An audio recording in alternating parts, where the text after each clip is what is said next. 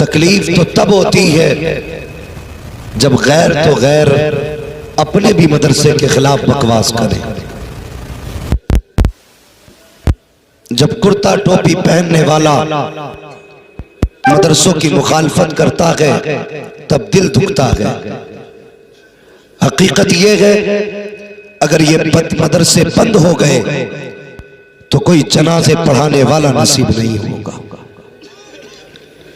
अगर इन मदरसों को ताले लग गए तो कोई निकाह पढ़ाने वाला नसीब नहीं होगा। अगर ये मदरसे बंद हो गए तो मरते वक्त कोई तुम्हें कुरान सुनाने वाला नसीब नहीं होगा। ऐसी बेबसी की मौत मरोगे कि उससे ज्यादा बुरी मौत नहीं हो सकती कि हम एड़ियां रगड़ते रहेंगे और कोई कुरान सुनाने वाला नसीब नहीं होगा। इसलिए मेरी गुजारिश है हम अपने मदरसों के कांटे से कांधा लगा दें और इन उलमा से ये कहें कुरान पढ़ाना तुम्हारा काम है, इंतजाम करना ये हमारा काम है।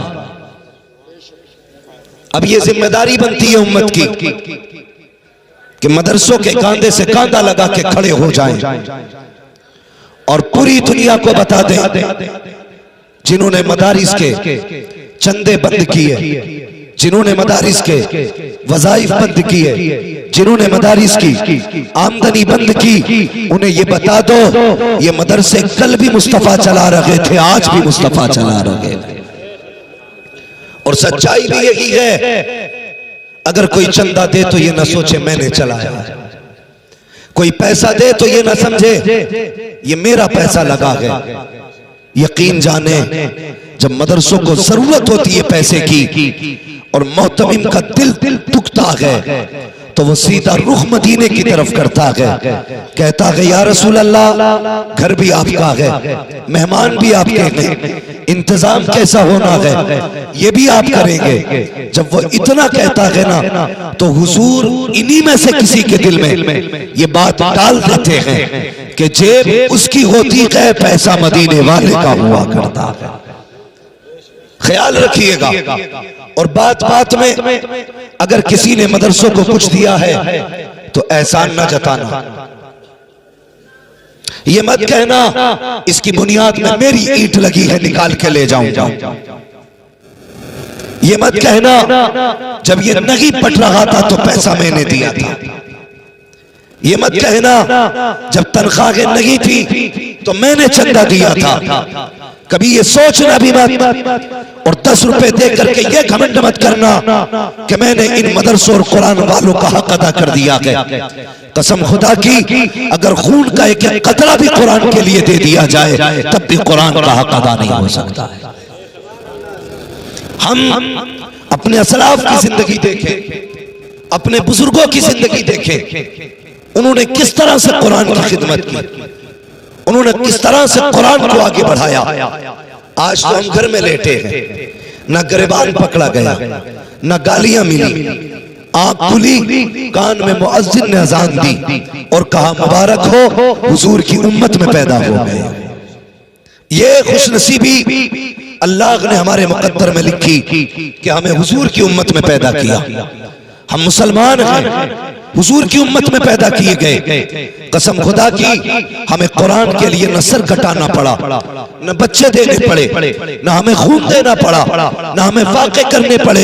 यही वजह है आज कोई कुरान की इज्जत करने तैयार नहीं है, कुरान वालों का एहतराम करने तैयार नहीं है। ए मेरी कौम के जवानों, मेरी बात दिल पे लिख करके लेकर के जाना, ये कुरान वाले कोई आम अफराद नहीं है, ये आम जमात नहीं है, बल्कि ये वो जमात है अगर इनमें का एक बंदा हाथ उठा के दुआ कर देता है, बाकी आमीन कह देते हैं तो कसम खुदा की तकदीर भी बदल जाती है, मुश्किलें भी टल जाया।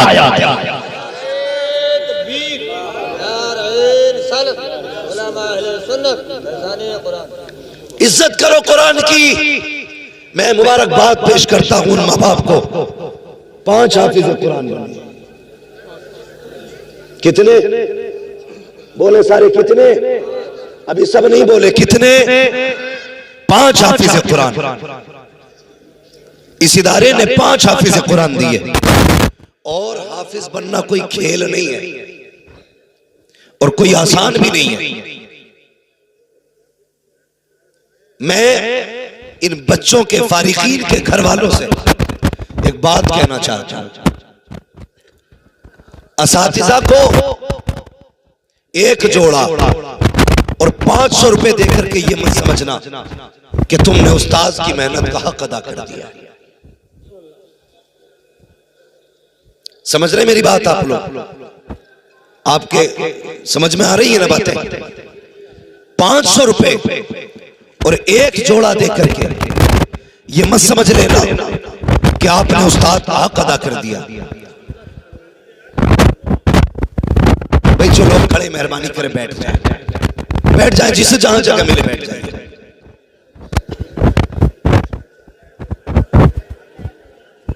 देखिए हजरत खुद उठ के गए यहां से आपको बैठाने के लिए। मेहरबानी करें बैठ जाइए जो लोग खड़े। माशाअल्लाह। देखो भले फर्श पे जगह ना हो, दिल में जगह बना लो, थोड़े सिमट के बैठ जाए। ए बेटे बच्चे अलग से क्या किसी और को बुलाना पड़ेगा बैठाने के लिए? बैठो। हजरत उठ के चले गए, बड़ी बात है बैठाने के लिए।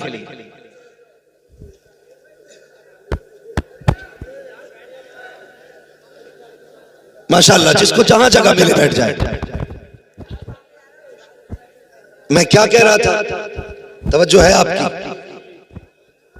500 रुपए और भाई अब जरा चुप हो यार। 500 रुपए और माशाअल्लाह जोर से 500 रुपए और एक जोड़ा देकर के ये मत सोचना कि आपने उस्ताद की मेहनत का हक अदा कर दिया, बल्कि सच ये है इन हाफिजों के बाप अगर अपने बदन की खाल उतारें और उसका जूता बनाएं और उस्ताद के पैर में पहना दें, तब भी उस्ताद की उस एहसान का हक अदा नहीं हो सकता जो उसने आपके बच्चों को हाफिज बना करके उन पर एहसान किया। ये है एक उस्ताद का एहसान। और शागिर्दों से भी गुजारिश है, कभी जिंदगी में उस्ताद मिल जाया करें तो इनसे मुंह फेर के ना निकलना। ये मत सोचना इससे मुसाफा करेंगे तो इज्जत घट जाएगी, इसके हाथ चूमेंगे तो छोटे हो जाएंगे। उस्ताद के आगे झुकने से कभी कोई छोटा, बोले कोई छोटा नहीं होता है, बल्कि जो उस्ताद के आगे झुका करता है अल्लाह उसको उतना ही बुलंद कर दिया करता है। तो कभी उस्ताद के आगे झुकने से शर्म नहीं करनी है और कभी 500 रुपए दे करके उस्ताद को आंखें नहीं दिखानी है। एक जोड़ा देकर के ये मत सोचना कि मैंने उस्ताद को जोड़ा दे दिया, बहुत दे दिया है। कसम खुदा की कभी मदरसों की जिंदगी आके देखा करो, ये कुरान पढ़ाने वाले इतनी आसानी से नहीं पढ़ाया करते हैं, कितनी मेहनत पड़ती है तब जाके एक बच्चे के सीने में कुरान आया करता है। बता तो सही, जब तेरा बच्चा स्कूल जाता है माँ 7 बजे उठ के नाश्ता कराती है, 8 बजे उठ के ड्रेस पहनाई जाती है, उसके लिए गाड़ी लेने आती है। लेकिन इसके बरक्स मदरसा देखिए, जिन बच्चों को तुमने मदरसे भेजा है इनको उस्ताद 2 बजे उठ करके सर्दी में वुजू कराया करते हैं, रातों को उठ करके इन्हें कुरान पढ़ाया करते हैं। जब दुनिया सोती होती है तब ये असातिज़ा ठंडे पानी से वुजू कर करके ठंडी रातों में बैठ जाते हैं। और यार जब तेरी आंख नहीं खुलती है तब ये तेरे बच्चों का सबक सुन चुके होते हैं, जब तेरा नाश्ता नहीं होता है उस वक्त सबक के पारे हो जाते हैं। यूं ही कुरान नहीं आता है, पूछ मदरसे वालों से बच्चों की फिक्र नहीं की है, कुरान वालों की परवाह की है, अपने घर की फिक्र नहीं की है, कुरान वालों की परवाह की है, रातों रात जागे गए तब जाकर के तेरे बेटे के सीने में कुरान आया है। इसलिए मैं कहता हूँ कभी एक जोड़ा दे करके 500 रुपए दे करके ये मत कह देना मैंने हक अदा कर दिया है। खबरदार खबरदार, अरे शागिर्द तो बड़ी बात है, अगर उसके बाप के सामने भी उस्ताद आ जाया करे अदब तो ये है कि बेटे से पहले उसके सामने बाप खड़ा हो।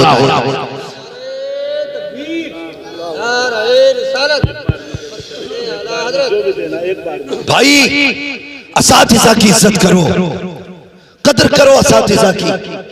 और मेरी बात सुने हजरत, ऐसा भी होता हमारे आज का जो दौर है, हम तो फिर भी बहुत अच्छे दौर में पढ़ लिए, आज का दौर बड़ा खतरनाक दौर है।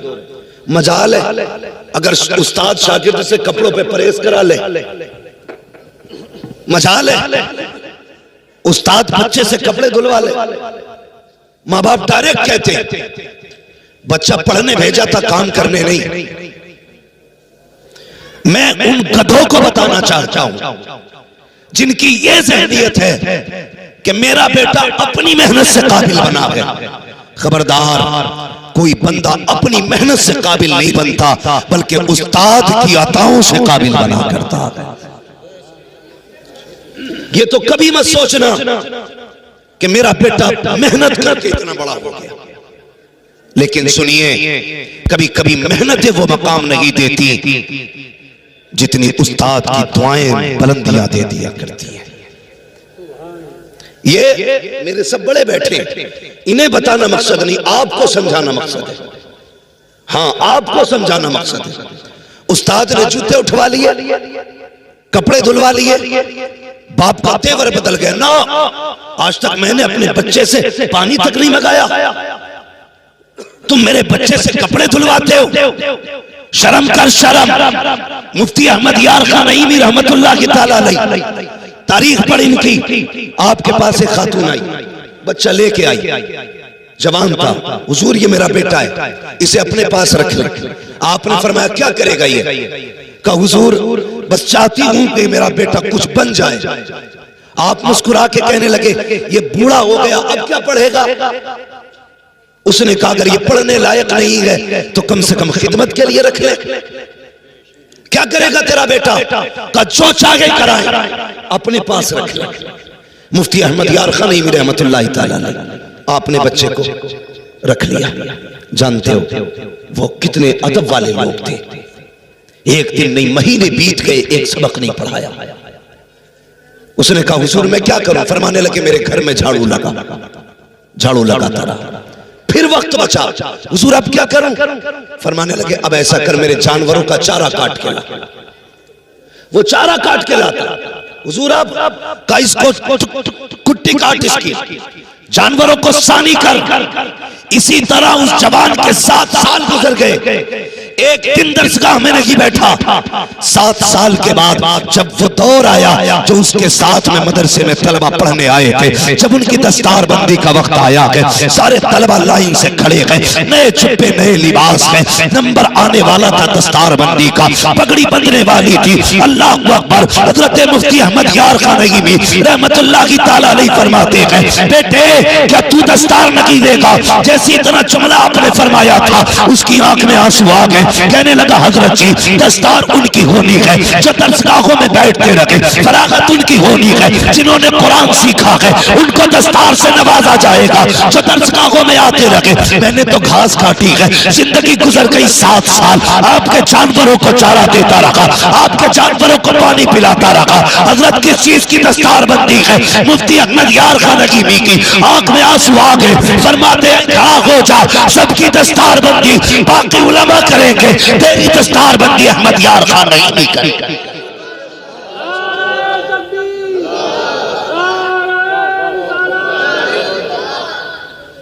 भाई मुफ्ती अहमद यार खान नईमी फरमाते,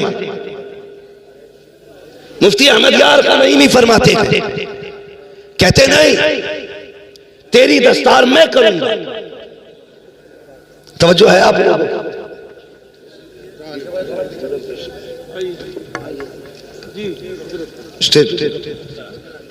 मुफ्ती अहमद यार खान नईमी फरमाते तेरी दस्तार मैं करूंगा।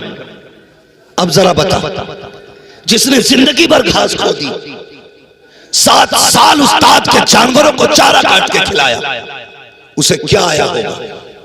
कुछ भी नहीं ना। यहां तो दरसगाहों में बैठ के हम खाली रह गए और वो तो घास काटते रहे, चारा काटते रहे। सुने, जब सारे फारिकीन की बाकी उलमा ने पगड़ी बांधी, लेकिन उस शागिर्द के मुफ्ती अहमद यार खान नईमी रहमतुल्लाह ताला अलैह ने पगड़ी बांधना शुरू की। हर बल पे आप रो के कहते यार मुझे छोड़ के तो नहीं चला जाएगा, आज मैं तेरी फरागत कर रहा हूं, मैं दस्तार दे रहा हूं, ये तो सब चले जाएंगे, तू मुझे छोड़ के तो नहीं जाएगा। कहते जाते रोते जाते, जब पगड़ी बंद के तैयार हो गई, हाथ पकड़ के कहने लगे, बता यार छोड़ के तो नहीं जाएगा।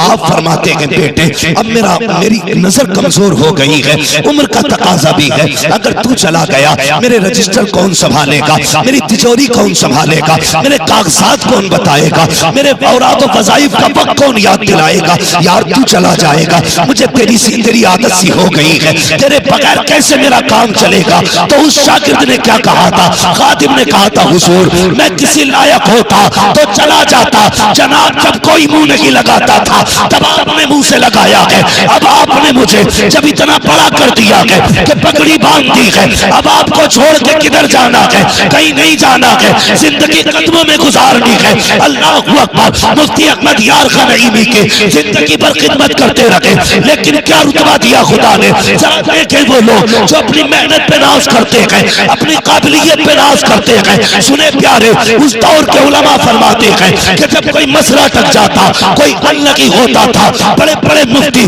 जिसमें सर पकड़ के बैठ जाते थे, फिर इकट्ठा होकर के सब इनके पास आते थे, कहते हैं जो मसाला कहीं अनलगी होता था वो हजरत के इस खातिब की बारगाह में चुटकियों में हल हो जाया।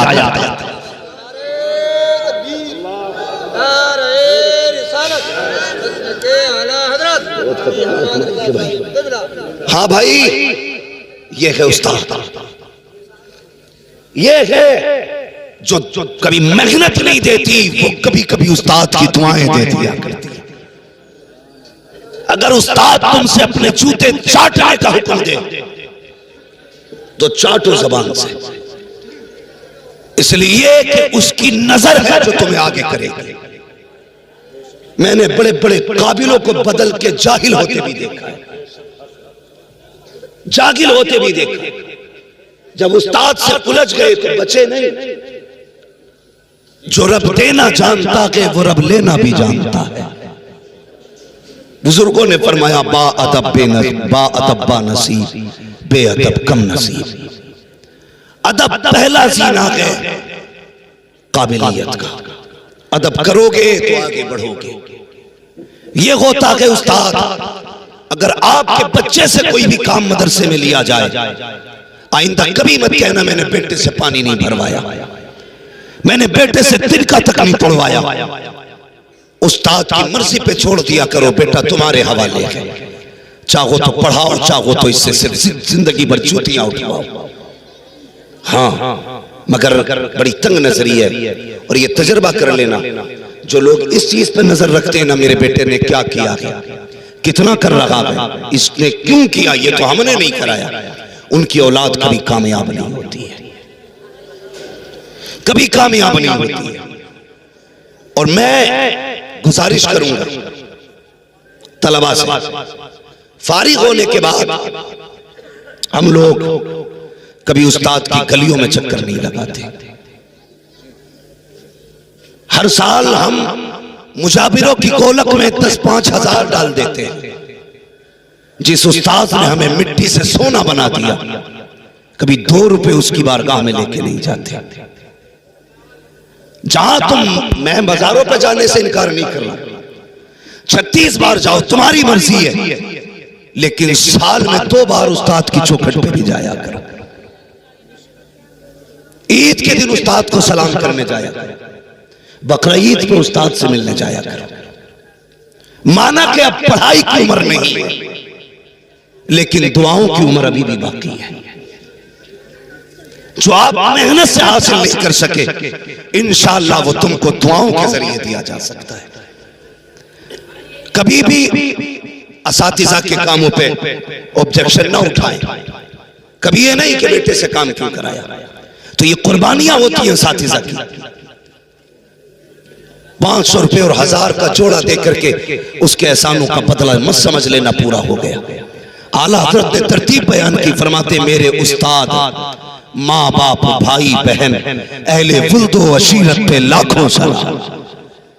पहले उस्ताद को रखा है, उसके बाद बाप को रखा है। पता चला बाप से बड़ा उस्ताद होता है। तुझसे भी बड़ा तेरी औलाद के लिए तेरा उसका उस्ताद है। ख्याल रखना है हमेशा। ये तो है उस्ताद के अपने जो इसकी कुर्बानियां हैं, अल्लाह अकबर। और फिर आप मदरसों की कुर्बानियां देखें, इन इदारे वालों की कुर्बानियां देखें, मदरसे वालों के एहसानात देखें, कितने एहसानात किए। और मेरी गुजारिश है, लोग कहते हैं कि लोग कुरान की इज्जत नहीं करते, हम कहते हैं पहले हमने कुरान वालों की इज्जत छोड़ी है, उसके बाद दूसरों ने कुरान वालों को जलील किया है। पहले हमने कुरान वालों को जलील किया। आप कहेंगे कैसे? हम तो हाफिज जी कहते हैं हमेशा, हम तो हजरत कह के बोलते हैं हमेशा। हाँ बोलते हो हजरत कह के, लेकिन अमल में कितना आपने इनको आगे रखा। इन कुरान वालों को कभी तेरे घर के शुद्ध माल से भी दावत मिली? ज़कात और सदक़े के अलावा कभी खिलाया? नहीं। इनकी दावत भी हुई तो कब? जब अब्बा मरा या अम्मा मरी या बीवी का जनाजा निकला, तब इन गरीबों के लिए कुछ चावल निकलते घरों से। खुशी से कपड़े कोई नहीं बनाता। जब देख लिया ताऊ की बरसी आ गई, नाना की बरसी है, तब जाके 160 रुपए मीटर का जोड़ा ला।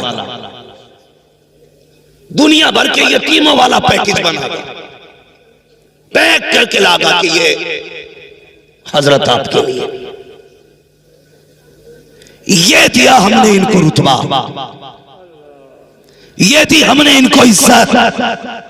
क्या कि अच्छा होता कभी सुबह उठ के कहता आज मेरा जी चाहता है मेरे घर पे अच्छा खाना बना गए, अकेला नहीं खाऊंगा, मेरे साथ में मेरे मुस्तफा का मेहमान भी खाना खाए।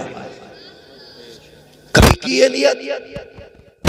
नहीं, हम तो मैयतों वाली रोटी खिलाते हैं, सदका वाला कपड़ा पहनाते हैं। शादी ब्याह में पहली बात तो दावत होती नहीं, अगर होती भी है तो करके भूल जाते हैं। और अब तो वो सिस्टम चल गया, क्या बोलते हैं उसको, बफे। अबे गधे वाला जो सिस्टम है, सीधी बात सुनो। हाँ, मुझे इंग्लिश नहीं आती, वो जो चल फिर के खाते सिस्टम है, हरिया जानवर। भाई कोई भी मसला, मेरी बात सुन ले, चल फिर के खा रहे। कितना अच्छा तरीका था पहले, खाने वाले बैठते थे, खिलाने वाले आकर के खिलाते थे। अब खिलाने वाले तो बैठे, खाने वाले थोड़ा उससे सालन ले लिया, गया एक टांग तू रख दे, थोड़ा सा कबाब तू रख दे। कभी कभी तो इतना अजीब काम होता है कि वो फाइबर वाली प्लेट होती है, वो भरती है तो यूं डुलमुल डुलमुल होती है। अब उसे पकड़े के खाए। ये डिस्पोजल जो चल रही है आज, कितनी बड़ी बीमारी है। आज कोई किसी का झूठा खाने तैयारी नहीं, झूठा खाने तैयारी नहीं। यही वजह है कि किसी को cancer, brain tumour, heart attack, ये बीमारियां क्यों लगी? हमने मोमिनों के झूठे से नफरतें करना शुरू कर दी है, जबकि मेरे नबी ने फरमाया था मोमिन के झूठे में शिफा हुआ करती है। किसी आलिम का झूठा पीने तैयार नहीं, किसी हाफिज का झूठा खाने तैयार नहीं। किसी बर्तन में अल्लाह वाला खा के चला जाए तो तू इतना बड़ा मंत्री हो गया, कहता नहीं दूसरी प्लेट लेकर के आ। ये तो हो सकता है तेरी नई प्लेट में बीमारी हो, लेकिन ये नहीं हो सकता है हाफिज के झूठे में बीमारी हो, आलिम के झूठे में बीमारी हो, कारी के झूठे में बीमारी हो। और यार ये तो वो जाते हैं अगर बीमार शय को हाथ लगा देते हैं, अल्लाह उस शय को शिफा याब फरमा दिया।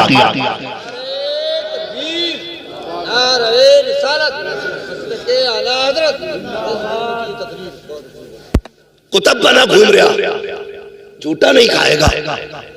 और शर्मकार, हज़रत नफरतें हो गई इससे। जब एक गिलास में हम पानी पीते थे तो मोहब्बतें थी, एक प्लेट में खाते थे तो एक दूसरे का दर्द था। आज पहले हुक्के चलते थे, एक ही हुक्का पूरी बैठक में घूमता था। अगर साथ भी बैठे तो साथों एक ही नगाली में मुंह लगा रहे थी ना मोहब्बतें। आज तो मैं उठ के जाऊं, दूसरा आएगा तो झाड़ेगा। ऐसा लगता मैंने वायरस रख दिया। ये नफरतें हो गई हमारे बीच। भाई भाई के साथ खाने तैयार नहीं, एक गिलास में पानी पीने तैयार नहीं। कहीं जाते हैं तो 6 लोग खा रहे हैं तो 6 गिलास रखे, क्योंकि नहीं अब कोई पसंद नहीं करता जूठा खाने में। शर्म कर यार। हाँ, तजर्बा न किया हो तो कर लेना। कई बार ऐसा होता, हजरत जैसी शख्सियत भी अगर गिलास से पानी पिए और दूसरा पक्का फासिक को फाजिर बैठा करवट में, वो कहता पानी देना, तो अगर कोई दे नहीं पहले धो लो इसको। ये कहां चले गए? तो वो सिस्टम चल रहा है खड़े होकर खाने वाला। लोग इसे इज्जत वाला खाना कहते हैं।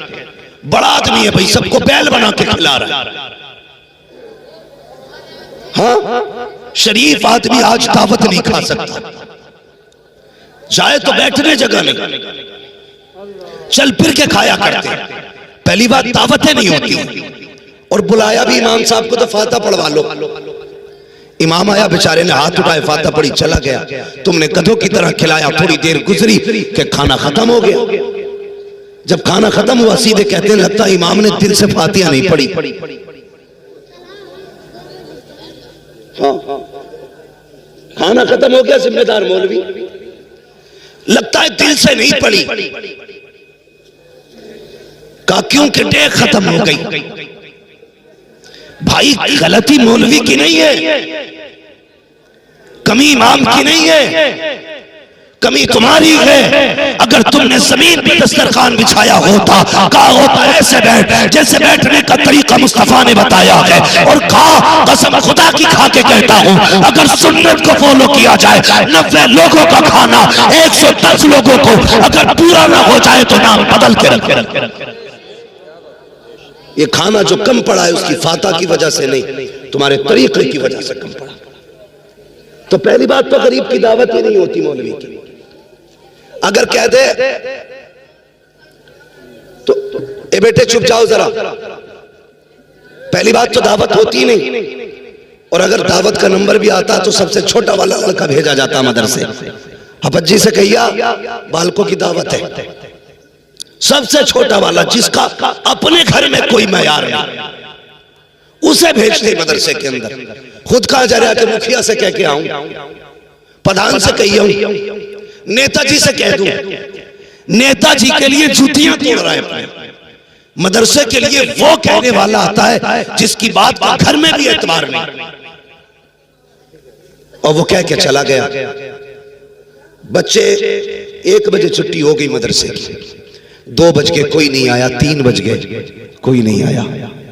जो मुदर्रिस मोहतमिम होता पता कराता भाई खाना शुरू हुआ कि नहीं, तो कहता लो जी तुम शुरू की बात कर रहे हो, खाना खत्म होने वाला,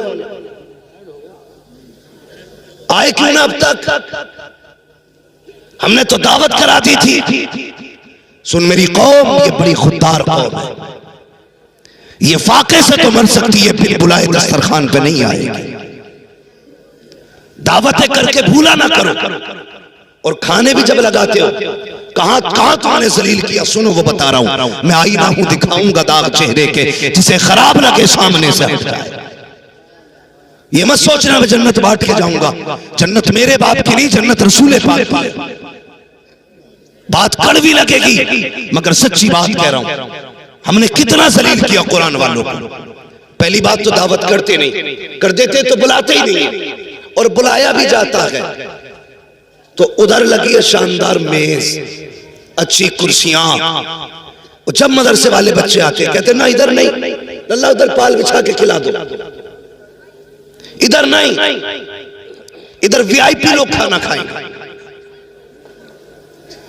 इधर वीआईपी लोग ना, इधर किसने भेज दिया इनको, उधर बैठाया जाए। मुझे बता तो सही ये वीआईपी होता कौन है? किसको तू वीआईपी कहता है? तुम्हारी नजर में वीआईपी वो है जिसके बदन पे 18,000 का कोट होता है। तुम्हारी नजर में वीआईपी वो है जो 16,000 के जूते पहन के आता है। तुम्हारी नजर में वीआईपी वो है जिसकी आंख में 12,000 का चश्मा होता है। तुम्हारी आंख नजरों में वीआईपी वो होता है जिसके सर पे 1800 का कैप होता है। और ये तेरा मेयार है। चल पूछ मदीने वाले से वीआईपी कौन होता है? आका फरमाते हैं खैरुकुम मन तअल्लमल कुरान वअल्लमहु।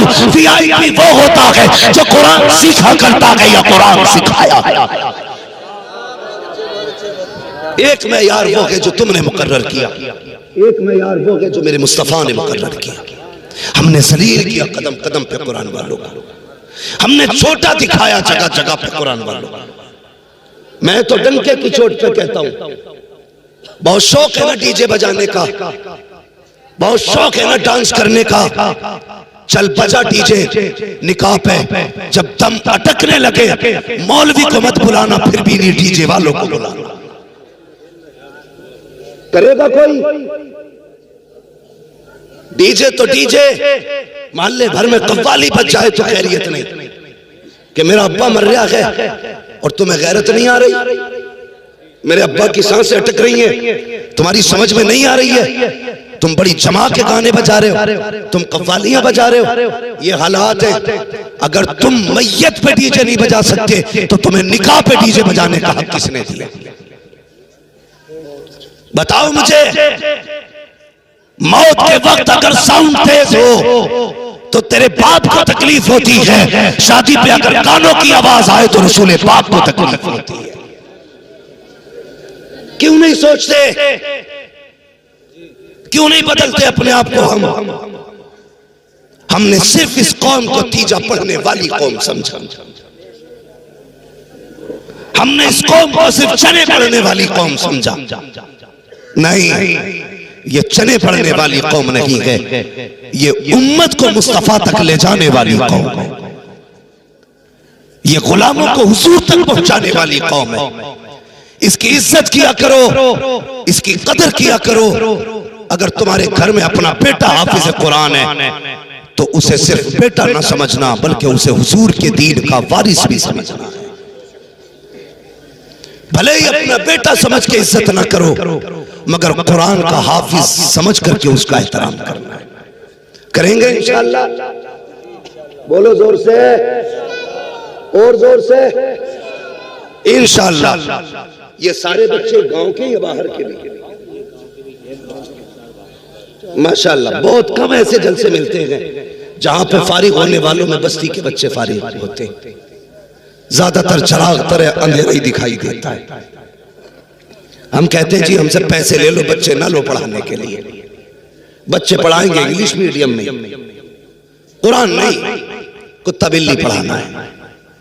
मैं इनकार नहीं करता, हमारी कौम का जवान हिंदी इंग्लिश पढ़े, आगे बढ़े, IAS बने, IPS बने, MBBS बने, फख्र होता हमें, लेकिन उससे पहले हुजूर के कुरान का कारी बनना चाहिए।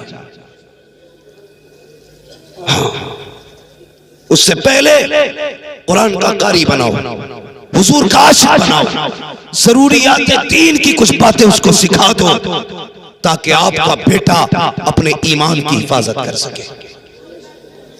वरना जितने भी बड़ी बड़ी डिग्री वाले हो जाते हैं लोग, वो कहते हैं नहीं जी सब एक ही है, ईश्वर भगवान अल्लाह, मंजिल सबकी एक है, तरीके अलग अलग, ये कह के लोगों को गुमराह किया जाता है।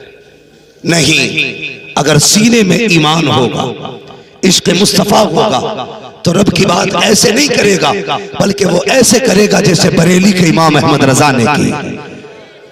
वो कहेगा वही रब है जिसने तुझको हम तन करम बनाया, हमें भीख मांगने को तेरा आसरा बताया, तुझे हमद है खुदाया, तुझे हमद है खुदाया। इसलिए जरूरी है अपने बच्चों को डॉक्टर, मास्टर, इंजीनियर बनाने से पहले कुरान पढ़ा लिया जाए। वरना कई बार लोग कहते हैं बड़ी अच्छी जिंदगी जी लिया मैं, क्या हुआ? अल्लाह ने 5 बेटे दिए थे तो 5 मैंने बिजनेसमैन बना दिए, 3 प्लॉट छोड़े हैं, 4 मकान छोड़े हैं, बेटे सब अपने अपने पैरों पे खड़े हैं। ये कोई कामयाब जिंदगी है? कामयाब जिंदगी वो नहीं जिया जिसने अपने पीछे बिल्डिंग मकान छोड़े हैं। कामयाब जिंदगी वो जिया है जिसने अपने पीछे कुरान पढ़ने वाले छोड़े। मरने के बाद क्या चाहिए? बिरयानी बताओ, रसगुल्ले, एयर कंडीशन रूम, लग्जरी गाड़ियां? नहीं ना, सिर्फ एक ही चीज चाहिए और वो है रब की रजा। यही चाहिए ना मरने के बाद? तो ये कब मिलेगी? जब हम अपने बेटों को कुरान दे करके जाएंगे, अपने बेटों को दीन से जोड़ करके जाएंगे। जब हम कब्र में लेटे होंगे, ये भी बड़ा मसला हज़रत, ये भी बड़ा मसला। मरे कोई भी नमाज पढ़ाने के लिए मुफ्ती साहब को ही बुलाया जाए, अच्छी बात है, पढ़वाओ, लेकिन वजह ये भी है हमने ये सोच रखा है दुनिया के हक खा जाओ, मुफ्ती साहब से नमाज पढ़वा लेंगे, काम चल जाएगा। गले घोट दो गरीबों के, इन्हें बुलाएंगे, काम चल जाएगा। याद रखना प्यारे, किसी का हक खा के मरेगा, अल्लाह उस वक्त तक जन्नत नहीं देगा जब तक तुझसे उस मजलूम का पूरा हिसाब नहीं लेगा।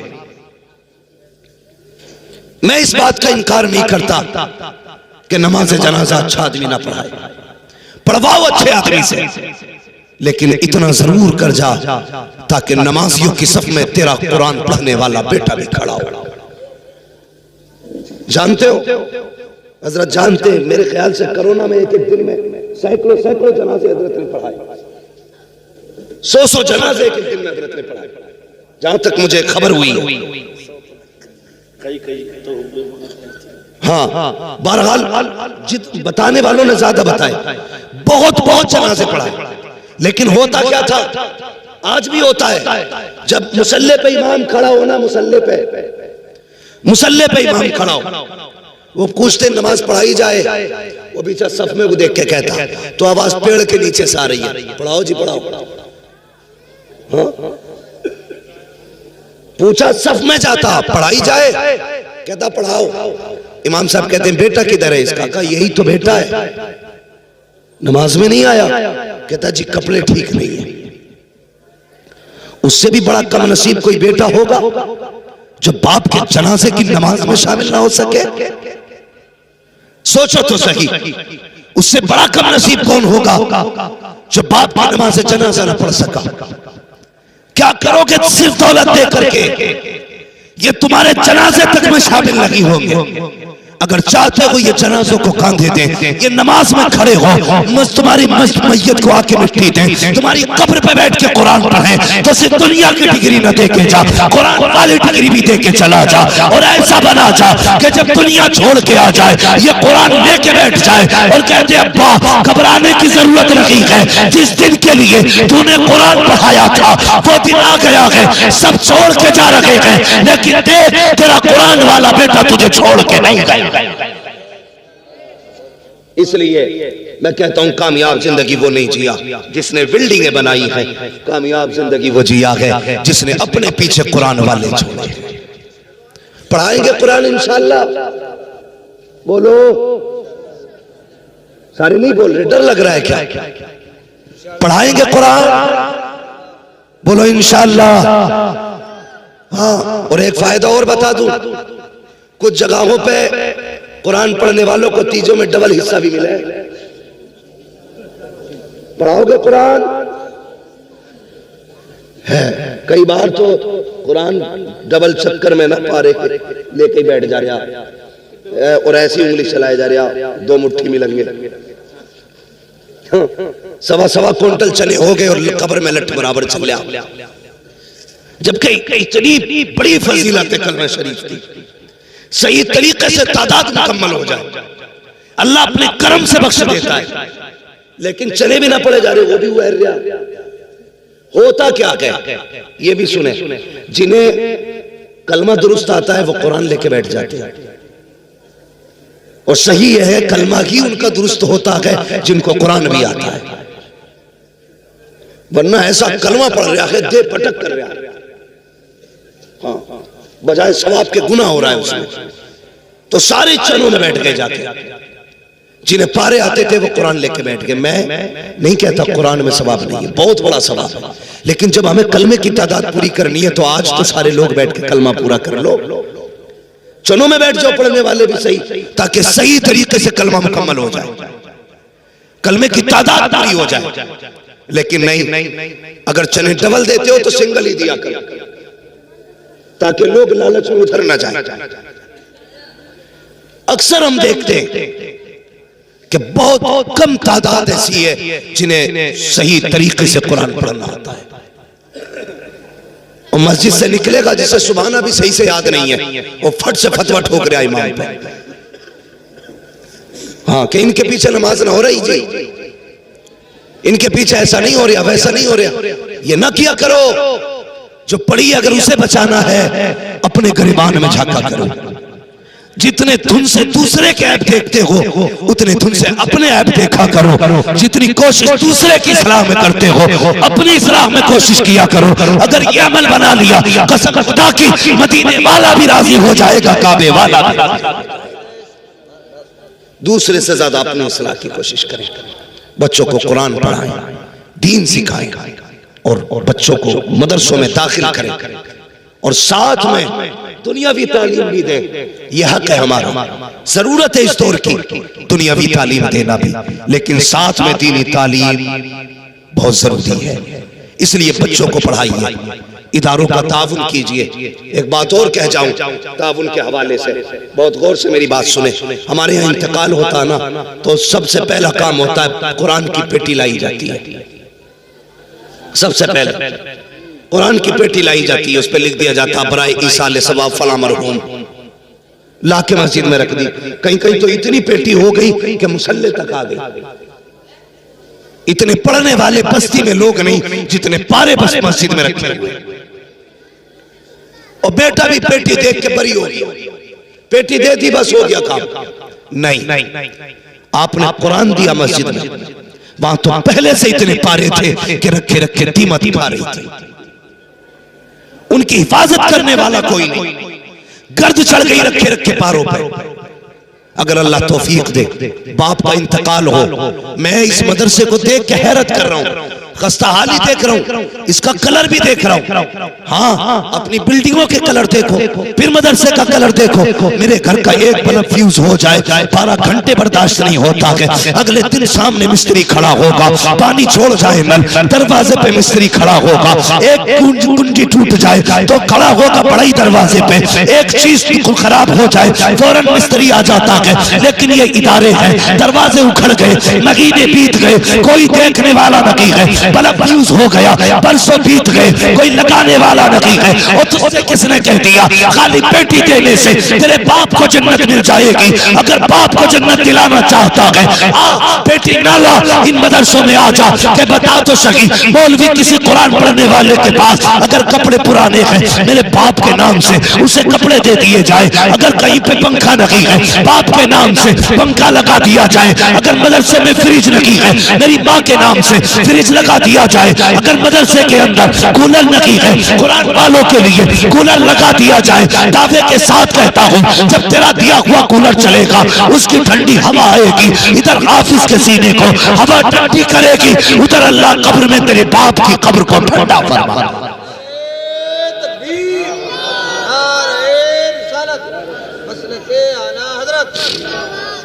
इसलिए मदरसों को देने से इतना फायदा है कि शायद मरने के बाद आप कहो कि बहुत अच्छा किया था, एक कमरा बनवाए थे। ये याद रखना मेरी बात, आप कहो अच्छा किया था, एक कमरा बनवा दिया था। कोई गारंटी नहीं है मरने के बाद कोई तुम्हारे लिए इसाले सवाब करेगा। अच्छा, हम में से कितने लोग हैं जो अपने परदादा की कब्र जाते हैं और जानते भी हैं? बहुत कम लोग होंगे ना जिन्हें अपने परदादा की कब्र मालूम भी है और जाते भी हैं, बहुत कम। अगर ये दौर ऐसा है तो आने वाला दौर तो और खतरनाक है। हमारे मरने के बाद हमारे पोते हमारी कब्रों पे नहीं आएंगे। ये भी हो सकता बेटे ही कब्रों पे ना आए। इसलिए जो कौम कब्र पे फातिहा पढ़ने नहीं आएगी, वो तेरे इसाले सवाब के लिए तेरी छोड़ी हुई दौलत से मस्जिदें बनवाएगी? नहीं, कोई किसी का नहीं है। अब तो बाप की छोड़ी हुई मालियत को लोग माले गनीमत समझते हैं। बाप के छोड़े हुए माल से 1 रुपया देने बंदा तैयार नहीं। मस्जिद के लिए कितनी भी मेहनत करके कमा लो, जितना चाहो छोड़ जाओ, कोई तुम्हारे लिए नहीं करेगा। अगर चाहते हो कि कब्र में राहत की सांस आए, अपने जीते जी अपने हाथ से ये काम कर जाओ। अपने जीते जी मस्जिदों में ताउन कर दो, मस्जिद मदरसों में ताउन कर दो। जब तक इन मदरसों में रब का कुरान पढ़ाया जाता रहेगा, तेरी कब्र में सवाब का सिलसिला जारी होता रहेगा। इसलिए मदरसों का ताउन करें, खास ख्याल रखें मदरसों का। और वो नौजवान जिन्हें ये शिकवा है मेरी कमाई में बरकत नहीं होती है, सिर्फ एक वजीफा बना लें, महीने में कुछ रुपए मुकर्रर कर लें और ये कहें हर महीने मुझे अपनी कमाई से इतने रुपए रसूलुल्लाह के घर में भेजने। फिर देखें अल्लाह कितनी बरकतें अता फरमाता है, अल्लाह कितनी रहमतें नाज़िल फरमाएगा। तेरे अकेले की कमाई से अल्लाह तेरे परिवार की परवरिश करेगा। लेकिन होटलों के लिए पैसा है, यारों की मीटिंग के लिए पैसा है, दोस्तों के साथ कॉफी शॉपी के लिए पैसा है, अगर नहीं है तो कुरान वालों के लिए कुछ नहीं है। ये तंग दस्ती भी है, तंग नजरी भी है। इसलिए मेरी गुजारिश है आप अपनी कमाई का कुछ हिस्सा मदरसों में भी लगाया करें। ये इदारा क्या नाम है मदरसे का? मदरसा जामिया कादरिया फैजुल इस्लाम।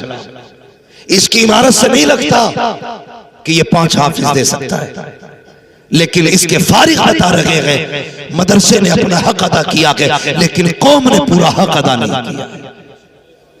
ये कड़वी सच्चाई है। अगर कौम ने पूरा हक अदा किया होता तो आज इसकी ये कंडीशन नहीं होती, ये भी तुम्हारे घर की तरह चमकता। हुजूर से इश्क करते हो, प्यार करते हो, आज अहद करके उठना कि हम अपने घर से ज्यादा रसूलुल्लाह के घर की खिदमत करेंगे। करेंगे इंशाअल्लाह? बोलो जरा इंशाअल्लाह। अगर नहीं बोल सकते हो तो कुछ पैसे वैसे लेके बोल जाओ। तो ये अहद करो हम अपनी कमाई कुरान के लिए लगाएंगे। यही कुरान क़यामत के दिन सिफारिश करेगा, यही कुरान क़यामत के दिन शफाअत करेगा। वो लोग जो कुरान वालों को खाने खिलाते हैं, वो लोग जो कुरान वालों को पानी पिलाते हैं, वो लोग जो कुरान वालों की खिदमत करते हैं, क़यामत के दिन वो देखेंगे अगर ये कुरान वाले जन्नत में गए, अकेले नहीं जाएंगे, आपका हाथ पकड़ के आपको जन्नत में लेके जाएंगे। इसलिए इनकी खिदमत करें, अल्लाह खुशी दे, पहले कुरान वालों को आगे रखा करे। ये अगर कुर्सियां कितने भी वीआईपी लोगों के लिए लगे, इनकी कुर्सियां अलग होनी चाहिए। कोई बैठना भी चाहे तो रोक दो, क्या खबरदार यहां अभी मेरा मेहमान नहीं बैठेगा, पहले इस कुर्सी पे मदीने वाले का मेहमान बैठेगा। ये नजरिए पैदा करें, इज्जत दे कुरान वालों को, एहतराम करें कुरान वालों का। अगर आप एहतराम करेंगे, कसम खुदा की आपकी नस्लों में कुरान की बरकतें होंगी, आपके परिवार में कुरान की बरकतें होंगी। और मैंने ये तजर्बा किया है, जिस घर में एक हाफिज कुरान हो जाता है, अल्लाह उसके पूरे परिवार को फिर सलामतियां बख्श देता है, हिफाजत फरमाता। अगर बाप पहले दाढ़ी मुंडाता हो ना तो बेटा हाफिज हो जाए तो कहता नहीं यार अब नहीं मुंडानी, अब मेरा बेटा हाफिज हो गया। ये निस्बत उसको दाढ़ी रखने पे मजबूर कर देती है। बाप कितनी बड़ा चोर क्यों ना हो, बेटा हाफिज हो जाए तो कहता अब नहीं चोरी करनी है, अब मेरा बेटा हाफिज हो गया। क्या है ये? कुरान की बरकतें हैं। जिस घर में कुरान आ जाता है, लोग ऑटोमेटिकली गुनाह से बचते हैं। भले नाम कुछ भी हो, लेकिन बचा देता है कुरान। एक कुरान वाला लेके आओ, कसम खुदा की दुनिया भी बेहतर हो जाएगी, आखिरत भी बेहतर होना शुरू हो जाएगी। कोशिश करें एक बेटे को कुरान का कारी जरूर बनाना है। बनाएंगे इंशाअल्लाह? बोलो जोर से। अपने बच्चों को कुरान पढ़ाएंगे। IAS IPS बनाओ, अच्छी बात है, लेकिन उससे पहले कुरान भी बनाओ। भाई इनायत रसूल साहब, आप डॉक्टरी की लाइन में, मैं तो दुआ करता हूं कि आप जब भी कभी दवा दें पहले दुरूद पढ़ें फिर खुराक दें। ये आपका पेशा हो, वरना अक्सर आज तो पैसा पैदा करने के लिए पानी की सुइयां डॉक्टर लगा रहे। अगर डॉक्टर के साथ साथ बंदा दीनदार भी होगा तो जानते हो किसी के साथ धोखा नहीं करेगा। आपके केबिन में मरीज बंद है, आप भी अकेले हो, मशीनों में मरीज रखा है। आज तो ऑक्सीजन लगा के 3 दिन तक मुर्दा पैक कर दिया जाता है। 3 दिन बाद 3 लाख का बिल बना के कहते हैं पैसा जमा करो, बॉडी लेकर के चले जाओ। ये सिर्फ लूटने के तरीके उनके हैं जो दीन से दूर होते हैं, शरीयत से दूर होते हैं, इस्लाम से दूर होते हैं। अगर डॉक्टर भी हो, साथ में गुलाम मुस्तफा भी हो, कसम खुदा की धोखा नहीं करेगा। अगर साथ में धमकी होगी पहले दवा देगा, अगर नहीं बचेगा तो कुरान पढ़ के सुना। इसलिए मैं कहता हूं बेटों को दुनियादार के साथ साथ दीनदार भी बनाया जाए। दुनिया की तलब का इनकार मैं नहीं करता, क्योंकि रब्बना आतिना फिद दुनिया हसना व फिल आखिरति हसना पहले बताया गया, ए अल्लाह हमें दुनिया की भलाइयां अता फरमा। फिर उसके बाद कहा और आखिरत की भलाइयां अता फरमा। मैं इसलिए इनकार नहीं करता, पढ़िए, आगे बढ़िए, तालीम आपका हक है, वो लीजिए, पोस्ट आपका हक है, हासिल कीजिए, लेकिन कुरान नहीं छोड़ेंगे। बोलो इंशाअल्लाह कुरान नहीं छोड़ेंगे। अगर कुरान छोड़ दोगे तो कुरान तुम्हें छोड़ देगा, और अगर कुरान ने छोड़ दिया तो याद रखना वो जमाने में मुअज़्ज़ज़ थे मुसलमान होकर, हम हुए खार तारीके कुरान होकर। जो कौम कुरान छोड़ देगी फिर उसका मुस्तकबिल तारीक हो जाएगा, उसे कोई बचाने वाला नहीं आएगा। याद रखना कुरान सिर्फ मैयतों के लिए नहीं आया था, कुरान सिर्फ तीजे 40वें के लिए नहीं आया था, कुरान शऊर जिंदगी देने के लिए आया था, कुरान ज़ाब्ते हयात देने के लिए आया था। कुरान सिर्फ इसलिए नहीं पढ़ना है कोई मरेगा तो जनाजे पे पढ़ेंगे, बल्कि इसलिए कुरान पढ़ना है कि इसके जरिए अपनी जिंदगी भी रोशन करेंगे, अपनी आखिरत भी रोशन करेंगे। आज हम में कई ऐसे लोग भी होंगे जिन्होंने महीनों से कुरान नहीं पढ़ा, जिन्होंने साल भर से कुरान नहीं पढ़ा।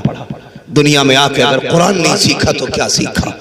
इसलिए जोर दे तालीम पे, कोशिश करें हम खुद भी कुरान पढ़ेंगे, अपने बच्चों को भी कुरान पढ़ाएंगे। फरमाया गया कुल हल यस्तविल लदीना यअलमूना वल्लदीना ला यअलमून, महबूब आप फरमा दीजिए जानने वाले और ना जानने वाले बराबर नहीं हो सकती, है ही नहीं बराबर। इसलिए कि इल्म रोशनी होती है और जहालत तारीकी होती है। रात और दिन कभी इकट्ठा नहीं होते हैं, अंधेरा उजाला कभी एक नहीं हो सकता है। इसलिए याद रखिएगा जो आलिम का मकाम है वो गैर आलिम का नहीं है, जो शान आलिम की है वो गैर आलिम की नहीं है। अल्लाह क़यामत में हुक्म देगा फरिश्तों जाओ मेरे कुरान वालों को बुला के ले आओ। फरिश्ते कहेंगे या अल्लाह आदम से लेके आखिरी पैगंबर तक सबकी उम्मतें हैं, किसका पता चलेगा कुरान वाला कौन है। कोई बैच नहीं, बिल्ला नहीं, पट्टी नहीं, रेबिन नहीं, कोई ड्रेस नहीं, कैसे पहचानेंगे। रब फरमाएगा उनके मुंह सूंघना, जिनके मुंह से मुश्क की खुशबू आती होगी वही कुरान पढ़ने वाले हैं। इसलिए कुरान पढ़ने के आदी बने, दीन से मोहब्बत करें, दीन के करीब हो जाएं, मदरसों के साथ कांधे से कांधा लगा के खड़े हो जाएं। अगर आपका ताउन मदरसे के लिए हुआ है, घमंड न करना, तकब्बुर न करना, खुदा का शुक्र अदा करना कि उसने तुम्हारा पैसा मदरसे के लिए कबूल कर लिया, तुम्हारा पैसा मदरसे के लिए कबूल किया है। इसलिए कि हर किसी का पैसा भी मदरसे के लिए कबूल नहीं होता है। मैं माजरत चाहता हूँ, मेरे गले में बहुत दर्द होने लगा। अब इंशाल्लाह कभी फिर आपकी फरमाइश पूरी करूंगा। हाँ, और मैं इनायत रसूल भाई से बात करूंगा इंशाल्लाह। आइंदा माइक अच्छा रहेगा, उम्मीद की जाती है, उम्मीद की जाए। हाँ, खाली मौलवी को हलाल नहीं करना, थोड़ा खुद भी हलाल करना, अच्छा वाला माइक लाना है। माशाल्लाह ये मदरसे का आपने जो अब तक का जलसा सुना, ये इस इदारे के ज़ेर एहतमाम और हजरत की सरपरस्ती में अब तक ये प्रोग्राम चला। अब आगे को दस्तारबंदी का मंजर है या नातखानी का मामला है, ये सदर जलसा के हुक्म से पता चलेगा। बस मैं गुफ्तगू खत्म करने लगा हूँ, यही है परचमे इस्लाम हो जाए, जो हुए गलत उनको माफ फरमाए रब्बे कायनात। जिंदगी ने दिया साथ, फिर होगी मुलाकात, चमन रहा फूल खिलेंगे, जिंदगी रखी फिर मिलेंगे। मुसाफिर हैं हम भी, मुसाफिर हो तुम भी।